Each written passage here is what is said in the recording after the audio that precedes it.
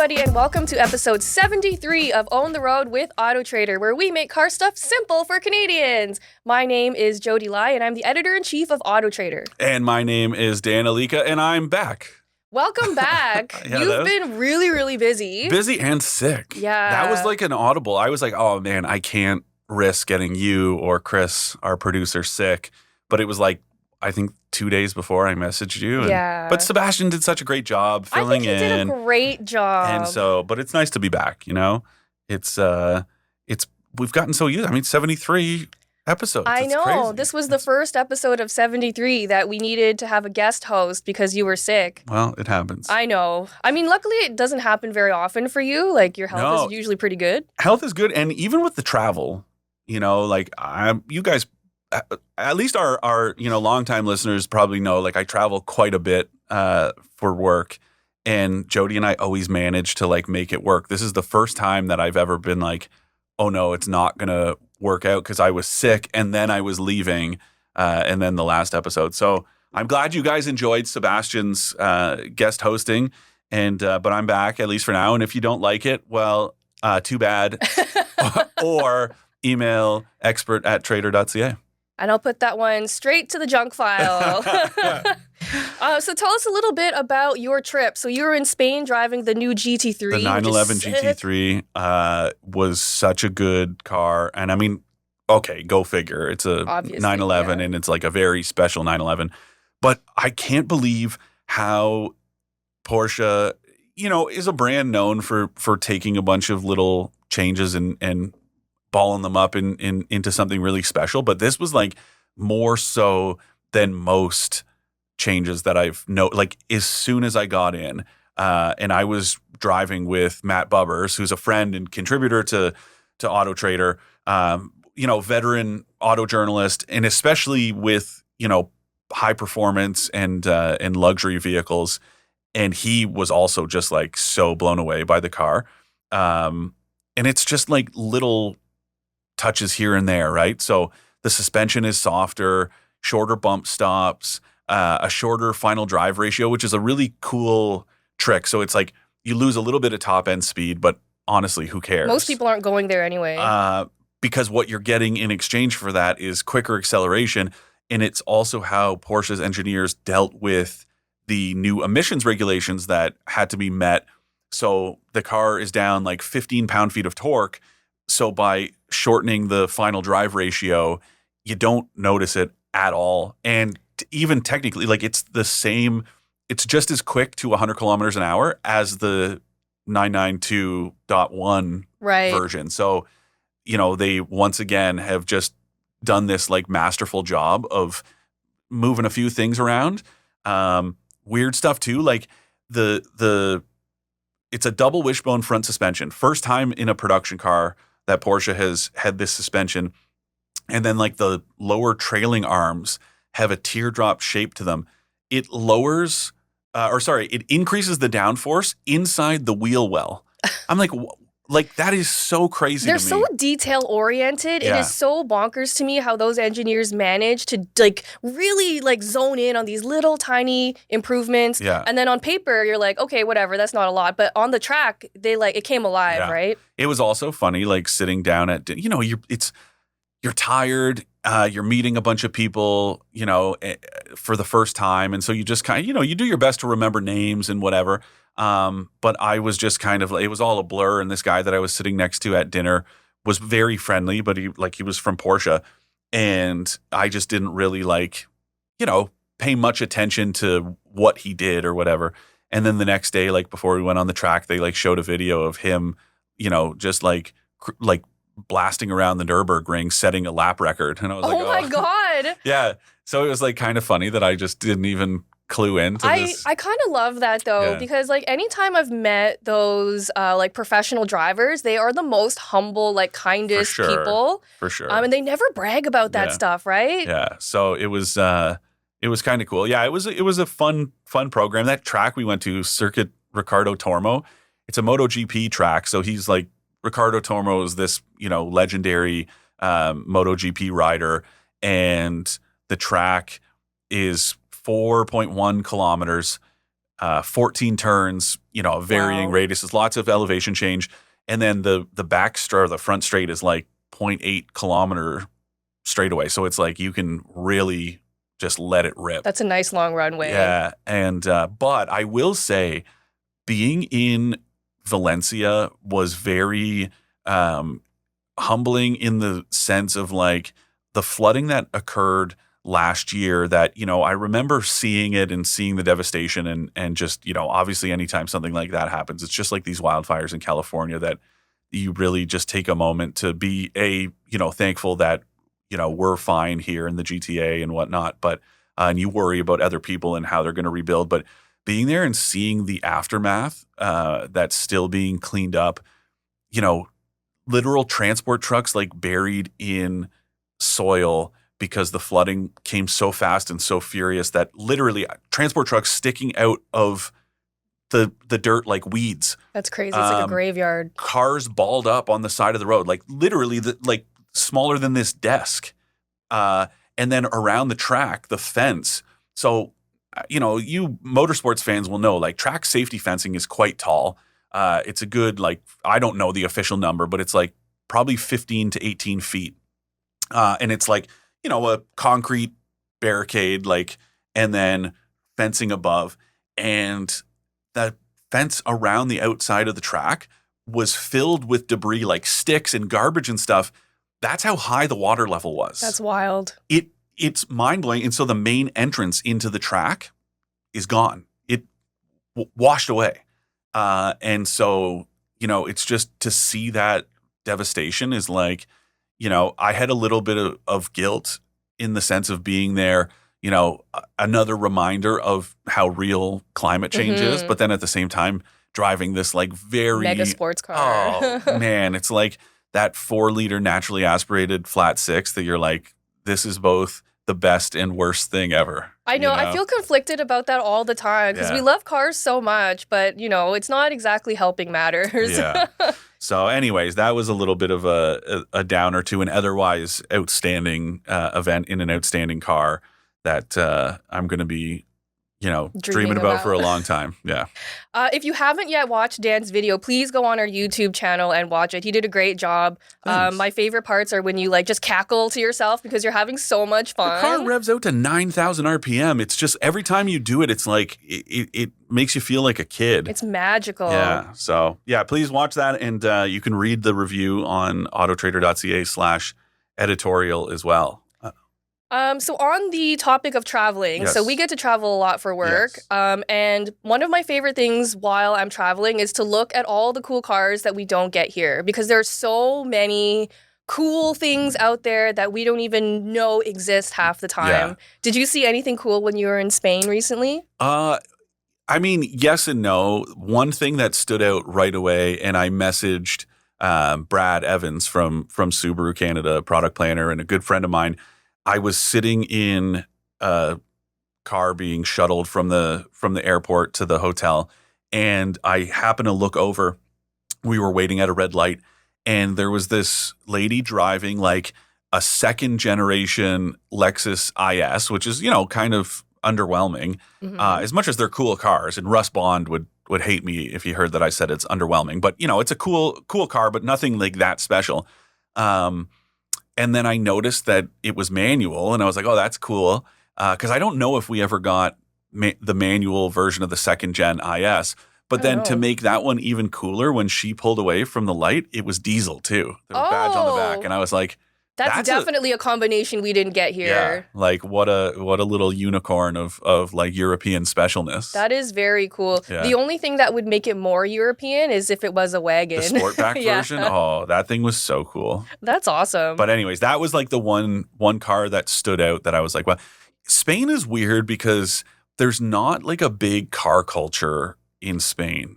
There's not like, sure, there are pockets of course, right. but it's not like other Japan parts of, or something, or even other parts of Europe where it's like they're kind of car crazy. And in the 911, like lots of thumbs up, lots of construction crews that were like encouraging us to accelerate quickly and stuff. But generally speaking, I think it's fair to say that like Spain in general doesn't really have this big car culture, a big enthusiast culture. But yeah, every now and then you see something really special. But that's what triggered this episode, the idea for this episode. Yeah, so basically Dan and I are going to chat about cars that exist in foreign markets that we kind of wish, like selfishly, they sold here. Yeah. And we're not saying they would make a lot of sense here. A lot of mine are like very specific to my needs and wants for a vehicle. I kept this very, you know, I kept it as generalized as possible. Like some of it based on personal experience, but a lot of it was like why I think these would be good additions to the market. Yeah. I love that. You're always so like practically minded. Well, I try to think about it in that sense. I'm trying to, think about it like from a consumer perspective. It's like, yeah, it would be cool to have one of these like really funky cars that or I don't like, for example, I don't have any K cars, which for those of you who don't know, we're talking not like the old Chrysler K car, but like KEI. It's a micro car segment that started in Japan, and they're these very tiny but very well used and well laid out vehicles.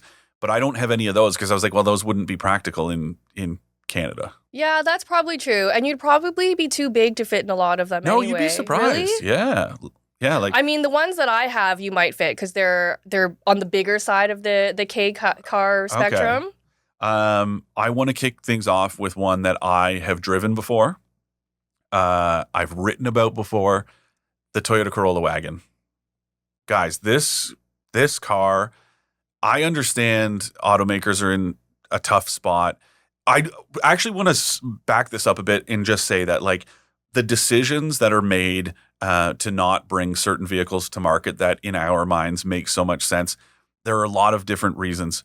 The simplest one is that homologation, which is the process of basically getting a car to be available in Canada. So going through all the government regulations, emissions testing, safety testing, all of that stuff is a very expensive process. Canada and the US have, basically like the homologation standards are the same. They're aligned. So if you homologate a car for the US, it's okay for sale here and vice versa. But because of the cost of it, it's very rare that you see cars only sold in the Canadian market. The Nissan Micra was one of them. Other than that, it's a rare occurrence to see cars that even, OEM reps in Canada will say, yeah, we would love to have that wagon here. But we can't because the US doesn't want it. So some of these are a victim of that. Some of them are a victim of cost. It's just too they would not be able to charge a reasonable price that would make it profitable enough to sell in Canada, or make it like, reasonably priced for Canadians. There are cars that sometimes would be like, oh, that's going to be a $50,000 compact car. Just doesn't make sense. Right. And then you have complicated matters like having the Corolla hatchback and the Corolla Cross. Therefore, the Corolla wagon does not make sense for our market. And that's why when you look at the UK, for example, there is no Corolla Cross in the UK, but there's a Corolla wagon. But man, it's so good. And so what about it to you makes it a better pick than either the Corolla Cross or the wagon? It is. The hatch. It's so spacious. The Corolla hatchback is one of the most practical cars ever. Like a hatchback should be inherently practical. It's not. It's so tiny. And the wagon solves all of that. It's also hybrid only, which is awesome. Now, depending on the market you're in, there are different versions, but there's like the 1.8 liter hybrid or the 2 liter, which when I drove it now that started to become more common. The Prius uses that 2 liter, but like it was borrowed from the Lexus UX hybrid. So a little gutsier, somewhere around 200 horsepower, more than enough for the application. And there's this, like, that's the version that's the GR Sport. So it's not a performance car, but it's just a little sportier and it's a little more stylish. That is very cool. I like that idea though, of like a GR Corolla wagon. Yeah. Very cool. So that's high on my list of it's practical. I've driven it and I can speak from experience that it's very good. I do wish Canadians and Americans we're more into wagons than they Yeah, of are. We're seeing a course. lot of wagons being discontinued, which at an alarming rate, which is very sad.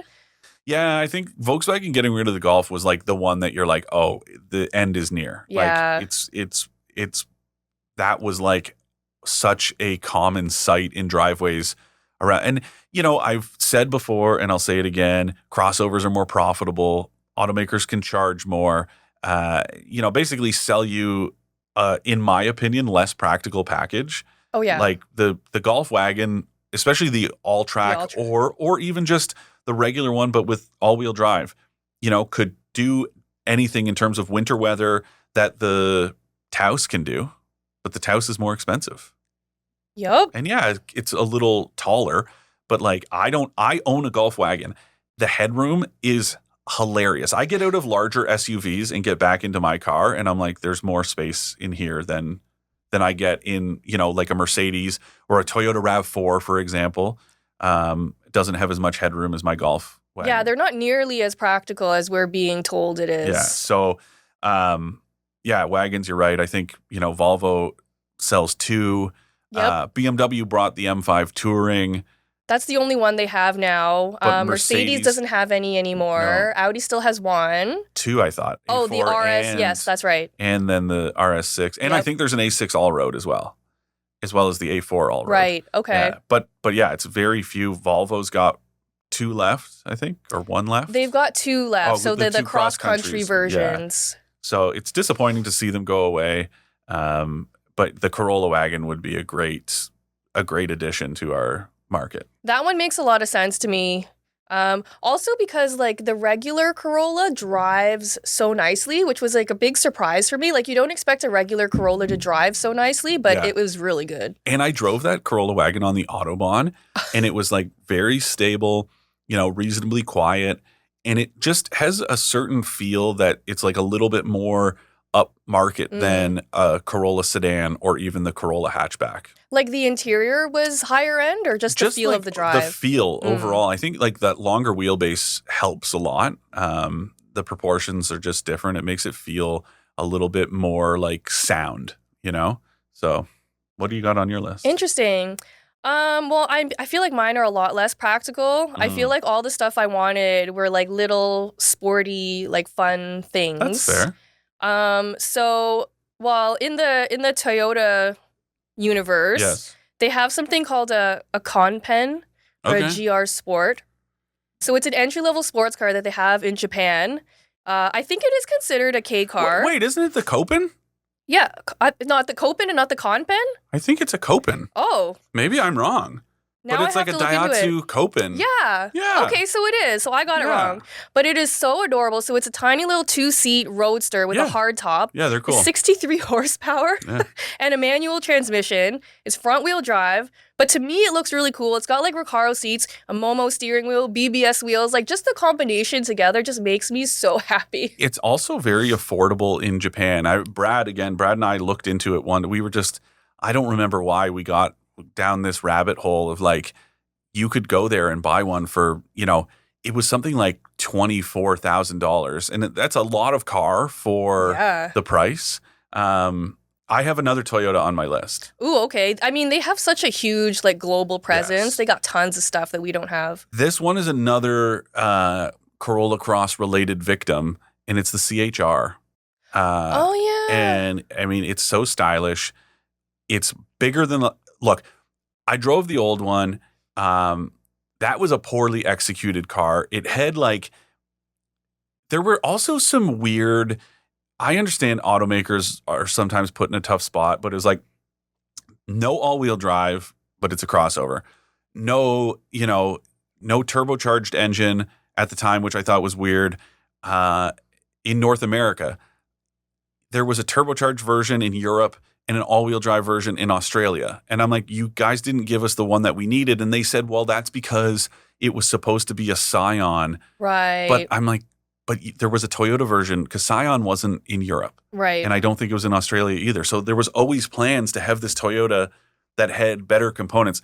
This new one now, again, hybrid, including a plug-in hybrid. That's pretty cool. And it's so stylish. It looks fantastic.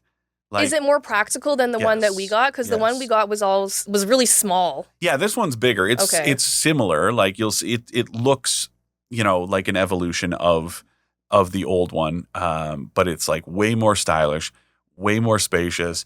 Having the hybrid powertrain, having the plug-in hybrid powertrain.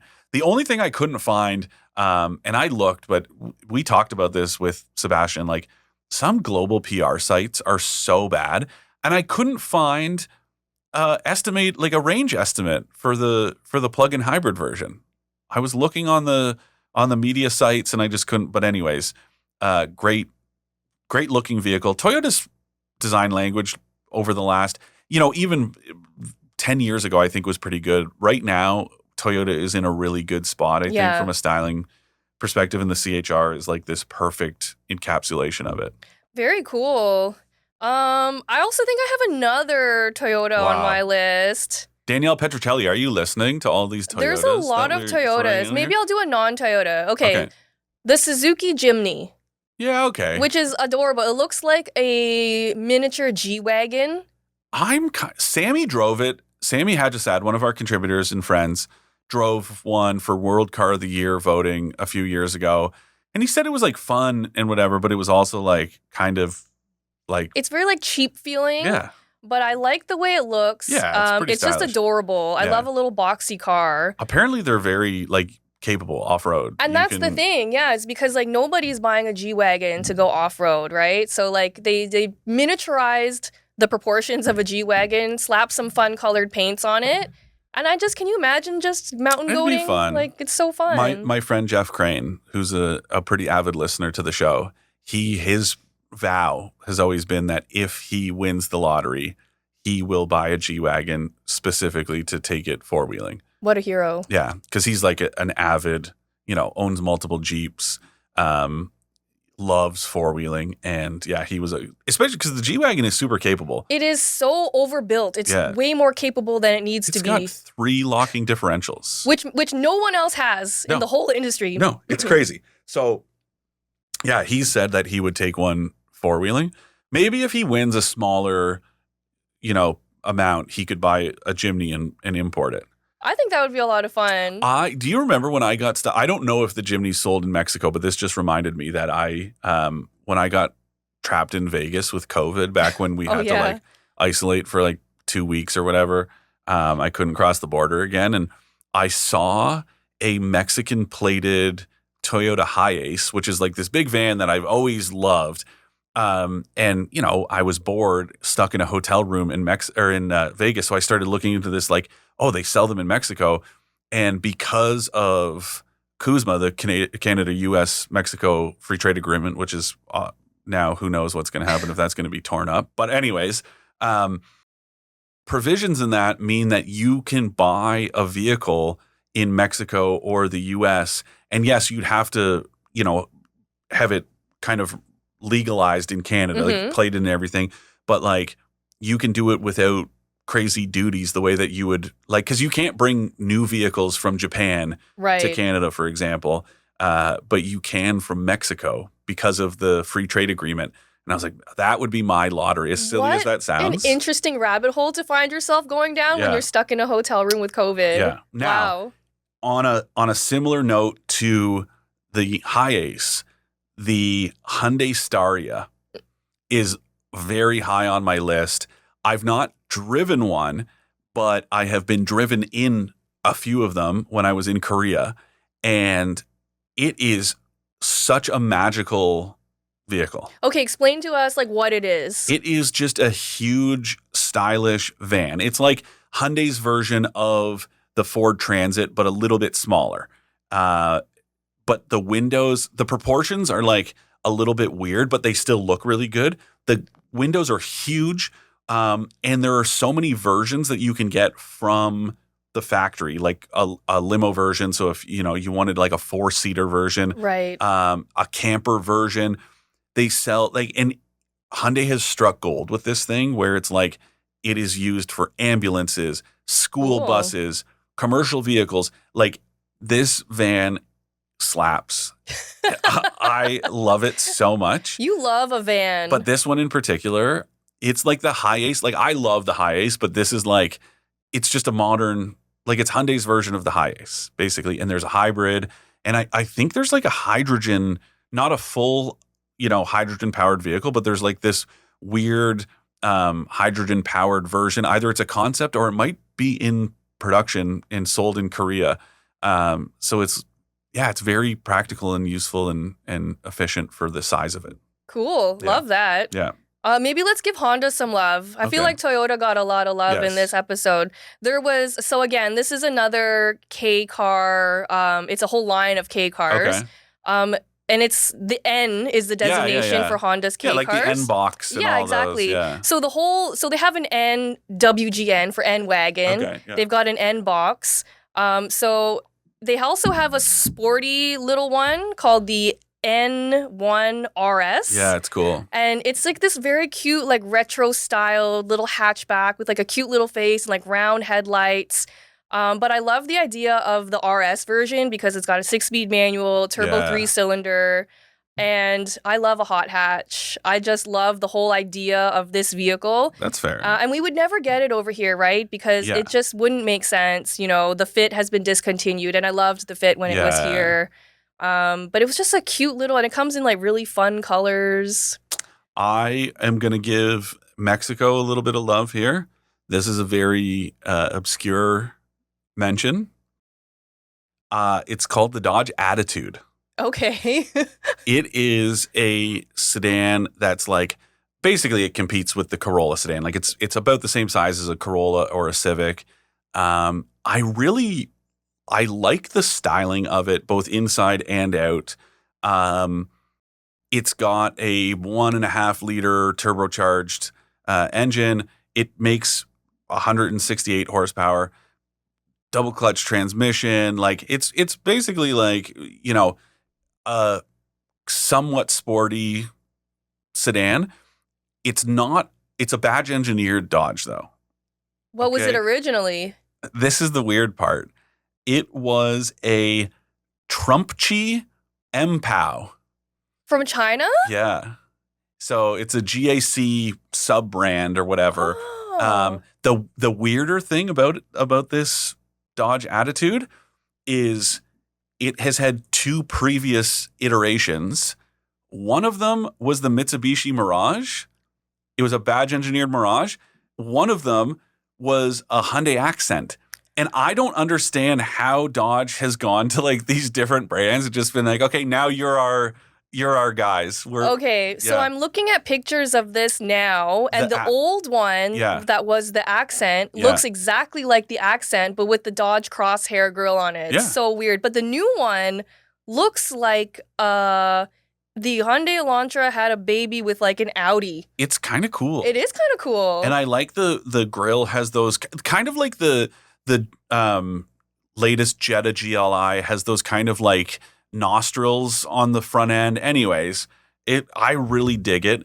And that's pretty cool looking. Yeah. So and it's crazy to see, like, obviously, not looking at, why doesn't Dodge bring it here? But it's like looking at the features that are available, like wireless Apple CarPlay, like the usual stuff, ventilated front seats. Wow, like, really? It's like decked out. And I bet I wonder what the pricing's like in Mexico. It was about, for the top trim, so the GT, just dollar for dollar to Canadian, it was about $34,000 for the top. And I'm like, that's Honda Civic territory. Honda Civics are very expensive these days. So anyways, I thought it was kind of cool. That is really cool. And it's like, especially, yes, the compact sedan segment has shrunk in terms of players, but the Corolla still sells by the boatload, and so does the Civic. And so, I don't know. I think Dodge would do well. Dodge is in such a weird position right now. I don't know. I feel like people who buy Dodge vehicles here do not want a sedan. Like, they do not want a little sedan. Fair, but I mean, what else are they going to buy? Trucks. A Durango? Yeah, Durangos. The Charger Daytona? No. Like, no one's buying that. And then the other one I have on my list, the last one that I have on my list, the Nissan Qashqai, which is very stylish now. Oh, yeah, because the Qashqai was discontinued here, and it basically looked like a tiny Rogue. Yeah, this one looks different. It looks more like a tiny Murano, which it basically is. It's a little bit bigger than a Kicks, but like round and cool, and it's got like two hybrid versions to pick from. And so yeah, that would be on that's the last one that I wish. But that's one of those vehicles that's not sold here. It's very obvious that it's, cost. Crossovers sell like crazy. The Rogue is like in the top 5 for small crossovers. The only reason why Nissan doesn't sell that here is surely, this is unofficial, of course. This is me speculating, but it's going to have to do with cost, right? Either just based on the fact that the U.S. doesn't want it, so it can't be homologated for a reasonable price for Canada to absorb on its own, or the price would just be too high, because I think they're built in the UK, and I think it would be a very expensive endeavor to bring them over. But that's my other one.